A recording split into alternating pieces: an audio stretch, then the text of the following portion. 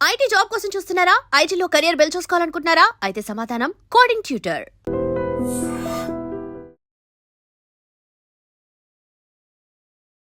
Hi hello నమస్తే, welcome back to iDream media. So previous ఎపిసోడ్లో మీరు చూసినట్లయితే ఎవరైతే చూసారో వాళ్ళకి అర్థమవుతుంది. ఈ రోజు ఎపిసోడ్లో మనకి high court advocate and immigration lawyer అయిన పృథ్వీ గారు యూఎస్లో ఆల్రెడీ H1 స్టేటస్ మీద ఉండి వాళ్ళు ఏదైనా అత్యవసర పరిస్థితి మీదో లేదంటే అవసరమయ్యో ఇండియాకి వచ్చినట్లయితే వాళ్ళు నెక్స్ట్ యూఎస్కి వెళ్ళడానికి ఎటువంటి ఇష్యూలు వాళ్ళని అడ్డుకుంటూ ఉంటాయి అనేది తెలుసుకోవడానికి ఈ రోజు ఎపిసోడ్ అయితే మనం చేయడం జరుగుతుంది అనమాట. సో క్లియర్గా చివరి వరకు ఎపిసోడ్ అయితే అబ్జర్వ్ చేయండి, చాలా ఇంపార్టెంట్ విషయాలు మీరు తెలుసుకుంటారు.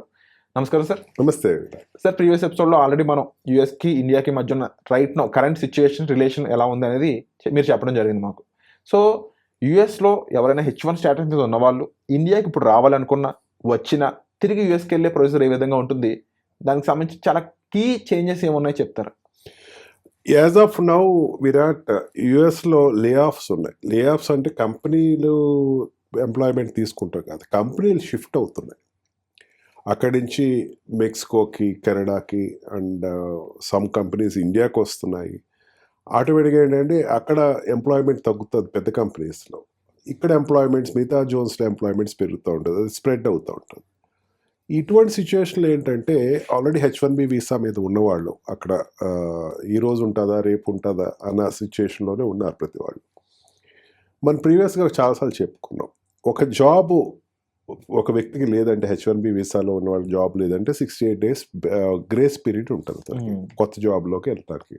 అఫ్కోర్స్ యూఎస్లో మార్కెట్ వైడ్ మార్కెట్ కాబట్టి ఇంకో జాబ్లోకి ఈజీగా షిఫ్ట్ అయిపోవచ్చు వీడిలో టాలెంట్ ఉంటే. ఇప్పుడు నాకు అనేకమైన ఫోన్ కాల్స్ వస్తున్నాయి Virat. Just I want to say to you, యుఎస్లో మా ఒక సంబంధం వచ్చిందండి, అబ్బాయికి పెళ్లి ఇవ్వచ్చా, H1B వీసా ఉంది, ఇంపార్టెంట్ రీజన్, చాలా important.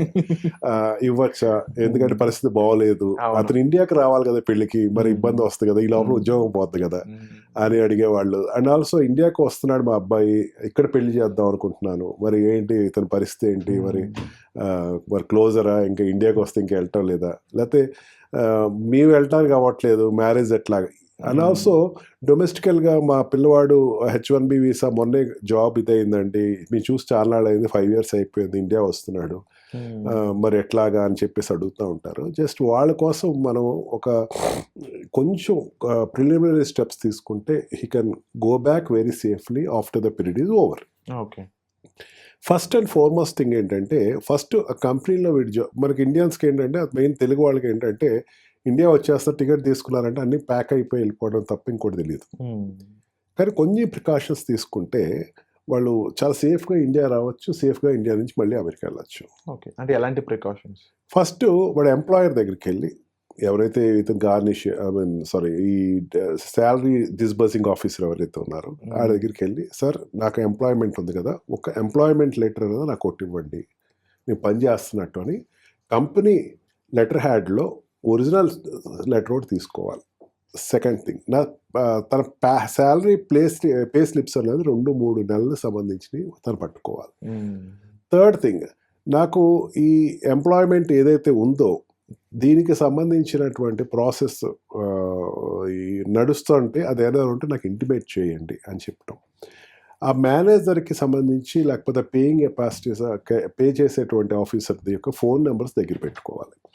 And if at all వాడు చేంజ్ అయ్యాడు, కొత్త రోల్లో చేంజ్ అయ్యాడు, చేంజ్ అయిన రోల్ ప్రీవియస్ రోల్ ఇది చేశాను, కొత్త రోల్ ఇచ్చేస్తున్నాను అని చెప్పి 2 డాక్యుమెంట్స్, ఫిజికల్ డాక్యుమెంట్స్ దగ్గర పెట్టుకోవాలి.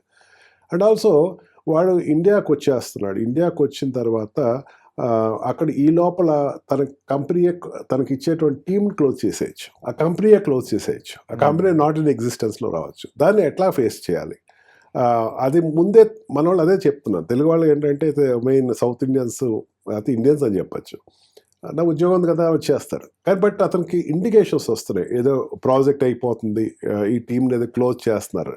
ఆ టీం క్లోజ్ చేసేటప్పుడు నువ్వు పొరపాటు కూడా ఇండియాకి రాకు, నీకు ఎంత అత్యవసర పరిస్థితి ఉన్నా ఇండియాకి రాకు. ఇక్కడ నాకు కేసెస్ ఎక్కువ కనపడతా ఉంటాయి విరాట్. ఇండియాకి వచ్చేస్తాడు, ఈ లోపల అక్కడ టీం క్లోజ్ అయిపోతుంది, వాడి జాబ్ లేదు. ప్రీవియస్ అది పట్టించుకోలేని పరిస్థితి. ఇప్పుడు సెక్యూరిటీ ఇబ్బందుల వల్ల వాళ్ళు ఏం చేస్తారంటే, విరాట్ అనే వ్యక్తి అమెరికా నుంచి ఇండియా వచ్చిన తర్వాత విరాట్ యొక్క ఇండస్ట్రీ అక్కడ ఏవి ఇతర స్టేటస్లో మెయింటైన్ చేస్తుందని చూస్తుంది. వాడి దగ్గరికి ఆన్లైన్ వచ్చేస్తున్నాయి. ఇండియాకి వచ్చిన వాడు ప్రతివాడు ఆన్లైన్ వాడు పట్టుకుని కూర్చుంటున్నాడు. అతనికి లేదు, జాబ్ లేదు, వెంటనే వాడికి రికార్డ్ వస్తుంది. మళ్ళీ వీడు వెళ్ళి ఇమిగ్రేషన్ ఆఫీసర్ దగ్గరికి వెళ్ళేసరికి నువ్వు ఏ కంపెనీలో చేస్తున్నావు అంటే పలానా టెక్ మహేంద్ర ఏదో చెప్తాడు. నీకు జాబ్ లేదు, ఆ విషయం తెలుసు కదా అంటాడు. అయ్యో నాకు తెలియదు అంటే అదేం పట్టించుకోవాడు. అందుకని ఆ పీరియడ్, ట్రాన్సిట్ పీరియడ్ ఏదైతే ఉందో కంప్లీట్ అయ్యాక నువ్వు ఇండియాకి రా. కొత్త దాంట్లోకి నువ్వు ప్రాజెక్ట్లో తీసుకున్న తర్వాతే నువ్వు రా. జాబ్ అనేది మ్యాండేటరీగా నీకు అక్కడ ఉండాలా, ఇదివరకు అట్లా కాదు. లేని జాబ్, ఒకవేళ ఇమిగ్రేషన్ వీసాకి వాడు ఏమనుకుంటాడంటే వీసా నాకు 2027 వరకు ఉంది కదా, నేను ఈ లోపల మళ్ళీ వెళ్ళొచ్చు కదా అంటాడు. ఇదే ఇక్కడ పాయింట్ నేను చాలా పర్టికులర్గా చెప్తున్నా మన iDream ద్వారా మన పేరెంట్స్ కానీ పిల్లలకి కానీ. నీ యొక్క డాక్యుమెంటు జాబ్ షిఫ్టింగ్లో 68 days పీరియడ్ వచ్చింది అమెరికాలో ఉన్నప్పుడు, ఇండియాలో ఉన్నప్పుడు కాదు. ఇండియా వచ్చేసేసాడు, నాకు ఇంకా 68 days టైం ఉంది కదా, వీసా నాకు ఇంకా ఉంది కదా అంటే పనికిరాదు. అక్కడ నుండి నువ్వు ఇంకో జాబ్ చేసుకుంటానికి ఎత్తుక్కుంటావు. ఇక్కడికి వచ్చి నువ్వు జాబ్ ఎత్తుక్కుందావు, ఆన్లైన్ చేసుకుందాం అన్నది కాదు. సీనియర్ అయితే ఓకే, అది వాళ్ళు కూడా పెద్ద పట్టించుకోరు. ఈ జాగ్రత్తలు తీసుకుంటూ ఎడిషనల్గా వాడు ఏదైనా సరే కొత్త విషయాన్ని ఏదైనా అడిగితే తెలియని విషయం ఏదైనా తెలియదు అని చెప్పు, తప్పేమీ లేదు. అంతేగాని దానికి వచ్చి ఒక కొత్త స్టోరీ నువ్వు వాళ్ళకు. ఈ జాగ్రత్తలు కనుక తీసుకుని ఇమిగ్రేషన్ అథారిటీస్ దగ్గర నువ్వు వీసా టైంలో వెళ్ళగలిగితే, డ్రాప్ అవుట్ అక్కడ దిగినప్పుడు నువ్వు చెప్పగలిగితే చాలా హ్యాపీగా నీ జర్నీ ఇండియాకి వచ్చి వెళ్ళేటువంటి పరిస్థితి వస్తుంది. మెయిన్లీ చేంజ్ అవర్ పీరియడ్లో ఉండేటువంటి ఎంప్లాయీ దయచేసి ఇండియాకి రాకండి. మీరు ఏదైనా సాకు ఉండొచ్చు, బట్ మీకు అక్కడ మళ్ళీ 68 daysలో మీరు మళ్ళీ ఇంకో కొత్త జాబ్లోకి వెళ్ళాలి. H1B వీసా ఉండొచ్చు, కొత్త జాబ్లోకి వెళ్ళాలి. వచ్చేసిన వెంటనే కూడా రాకండి, జనరేట్ అవనివ్వండి. ఫస్ట్ డాక్యుమెంట్ జనరేట్ అవనివ్వండి. అదేమవుద్దంటే నాకు జాబ్ వచ్చేసింది కదా, నాకు కాల్ లెటర్ ఉంది, నేను జాయిన్ అవ్వాలి, ఇండియాకి వచ్చి తర్వాత వెళ్ళి జాయిన్ అవుతా అంటే కూడా కాదు. ఆ డాక్యుమెంటేషన్ కూడా పర్ఫెక్ట్ డాక్యుమెంటేషన్ ఉండాలి మీ దగ్గర. కొత్త జాబ్ ఎవడైతే ఇస్తున్నాడో లేకపోతే కొత్త ప్రాజెక్ట్ ఏదైతే ఉందో ఆ లెటర్స్ కూడా మీరు పట్టుకురండి, అన్ని ఫిజికల్ కాపీస్ పట్టుకురండి. పట్టుకు వచ్చి మీరు చూపించగలిగితేనే మళ్ళీ రీఎంట్రీ టు అమెరికా అనేది పాసిబుల్. అదర్వైజ్ వాళ్ళు చాలా ఇబ్బంది పడుతున్నారు విరాట్. సో అంటే వాళ్ళు ఏ క్వశ్చన్ అడిగినా, ఏ ప్రూఫ్ అడిగినా మన దగ్గర లేదు అనకుండా ప్రతిదీ సబ్మిట్ చేస్తే తిరిగి మళ్ళీ డోర్స్ ఓపెన్ చేసి మనం ప్రశాంతంగా వెళ్ళచ్చు. ఇష్యూస్ వద్దు అనుకుంటే we have to follow this process. అంతేగాని నాకు ఏదో అక్కడ జాబ్ ఇచ్చారు, అక్కడ H1B వీసా ఇచ్చారంటే ఇదివరకు ఏంటంటే జాబ్ ఉంటే సరిపోయేది కాదు. ఇప్పుడు కంపెనీస్ని వెరిఫై చేస్తుంది. అక్కడ ఈ బ్రోకర్స్ని కానీ ఈ ఇమిగ్రేషన్ కన్సల్టెంట్స్ ఏదో ఫేక్ కంపెనీకి పేరు చెప్పేసి ఇచ్చేసి ఎంట్రీస్ అనేది దొరికేస్తున్నాయి అక్కడ. అందుకని కొత్త జాబ్ వచ్చేసిందంటే ఆ కంపెనీ కూడా రెప్యుటేటెడ్ కంపెనీ ఉండాలి. నువ్వు ఇంతకుముందు చేసిన రెప్యుటేటెడ్ కంపెనీ మళ్ళీ ఇప్పుడు చిన్న కంపెనీకి వెళ్తానండి, జాబ్ లేదు అక్కడ. ఇవన్నీ జాగ్రత్తలు తీసుకుంటే he can go very softly and happily to America. Wonderful sir. So అంటే నిజంగానే ఇక్కడ ప్రతి చోట కూడా డాక్యుమెంట్ సబ్మిటింగ్ యూఎస్ స్టిల్ ఇంకా ఫాలో అవడం అనేది వాళ్ళు ఎంత చివరి వరకు అబ్జర్వ్ చేస్తున్న ప్రతి పాయింట్ అనేది అర్థమవుతుంది మీరు చెప్పినట్లు.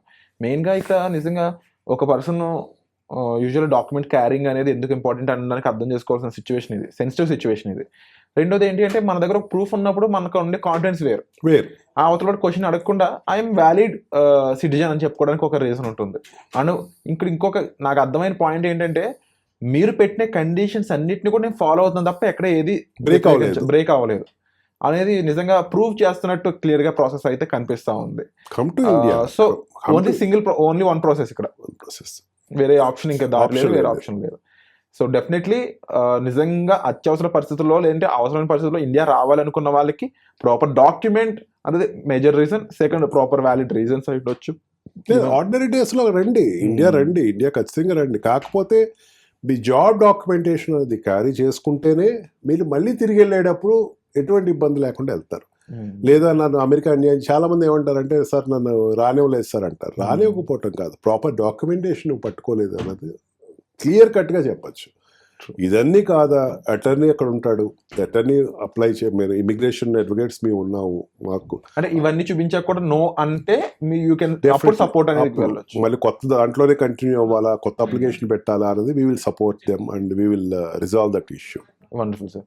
సో నిజంగా మీరు ఎవరైతే ఇప్పుడు సార్ ఇనిషియల్గా డిస్కస్ చేసినట్టు పెళ్ళిళ్ళు అయి ఉండొచ్చు, లేదంటే ఇంపార్టెంట్ సిచ్యువేషన్స్ అయి ఉండొచ్చు, దానికోసం వస్తున్నట్లయితే డెఫినెట్లీ ఇప్పుడు చెప్పిన ప్రాసెస్ ఏదైతే ఉందో ముఖ్యంగా డాక్యుమెంట్స్ క్యారింగ్ అనేది అవి ఫాలో అవుతూ వాటిని తీసుకుని ఫిజికల్ కాపీస్తో పాటు మీరు వెనక్కి వెళ్ళినప్పుడు అవి మీకు చాలా హెల్ప్ అవుతాయి. అప్పుడు కూడా నో అని చెప్పినట్లయితే డెఫినెట్లీ అక్కడ మీకు ఎంబసీ హెల్ప్ అయి ఉండొచ్చు, లేదంటే ఇమిగ్రేషన్ లాయర్ అని సార్ హెల్ప్ అయి ఉండొచ్చు, మీరు డెఫినెట్లీ అప్రోచ్ అవ్వచ్చు. సో ఈ ఎపిసోడ్ మీకు ఎలా అనిపించింది, ఎంత వర్త్ అనిపించింది, తప్పకుండా మీ కామెంట్స్ చెప్పండి. ఎందుకంటే మీ comments are very valuable so that we can understand that ఇది ఎంతమందికి రీచ్ అవుతుంది, దీని ద్వారా మేము ఇంకా ఎలాంటి ఇన్ఫర్మేషన్ అనేది ప్రొవైడ్ చేయొచ్చు అనే దానికి. సో వచ్చే ఎపిసోడ్లో మళ్ళీ కలుద్దాం guys. Thank you so much sir. And for more videos, Please subscribe to iDream. Please subscribe to iDream. Please subscribe iDream. And please subscribe to iDream. For more videos, subscribe to iDream. please like, share and subscribe to the channel. Congratulations, iDream. Subscribe to iDream. Subscribe to iDream. So subscribe to iDream Media. iDream ki iDream team అందరికి huge congratulations. Please subscribe iDream Media. Please subscribe to iDream. Subscribe iDream. Please subscribe to iDream. iDream అంటే నా కళల channel subscribe చేసుకున్న నోరు తిరుగుతలేదు, మీరైతే గంట గుర్తు కొట్టండి. For more such videos, please subscribe to iDream.